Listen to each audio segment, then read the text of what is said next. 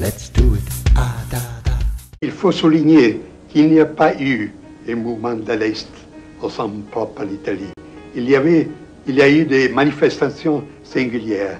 À Mantoue, il y avait un petit groupe avec Cantarelli et Fiozzi qui avaient publié une petite revue appelée Bleu, où aussi des dadaïstes collaboraient.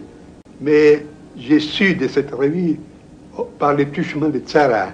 À la suite, j'ai donné aussi ma collaboration.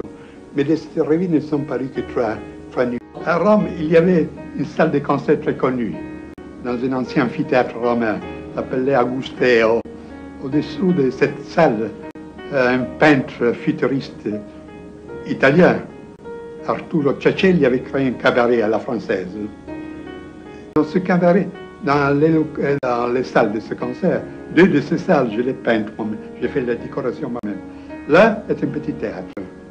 Dans ce théâtre, il y a eu une manifestation de Dada, avec la récitation de ce poème actuel, par 4 personnages, 3 hommes et une jeune fille, qui, pendant la récitation, buvaient du champagne et fumaient.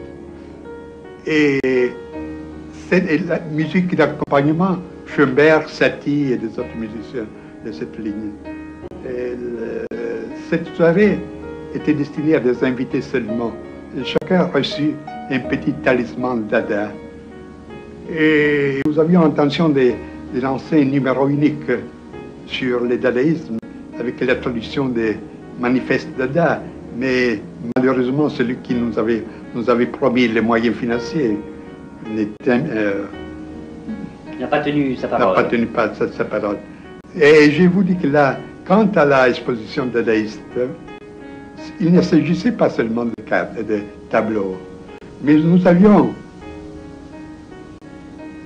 l'intention précise d'épater les bourgeois le plus possible.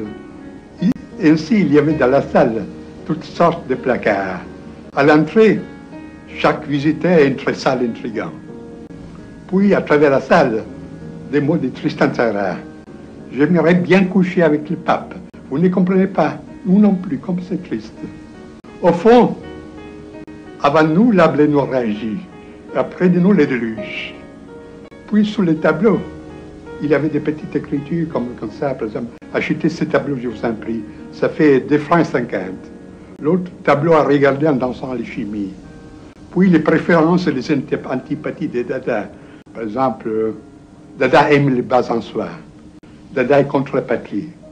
Dada n'aime pas la Sainte Vierge. Le vrai Dada est contre Dada, et ainsi de suite. Alors, vous pensez bien que, étant donné cet penchant auquel nous tenions beaucoup, parce que pour nous, une certaine mystification, un certain euphémisme, une certaine ironie était essentielle dans le dadaïsme. Vous pouvez bien penser quel était l'accueil du public en général, qui se rendait déjà aux manifestations dadaïstes, pas pour s'intéresser pour faire du tabac. Si bien qu'on se rendait là avec des potages, avec des œufs pourris, etc. Mais aussi, à part le public en général, aussi la critique ne nous prit pas au sérieux. Il n'avait pas un soupçon de ce qu'il y avait de sérieux, dirais-je même, et très sérieux. Il y avait derrière cette masque de fumisme et de mystification, etc. Ainsi, je peux dire que le dadaïsme n'a pas eu de suite en Italie.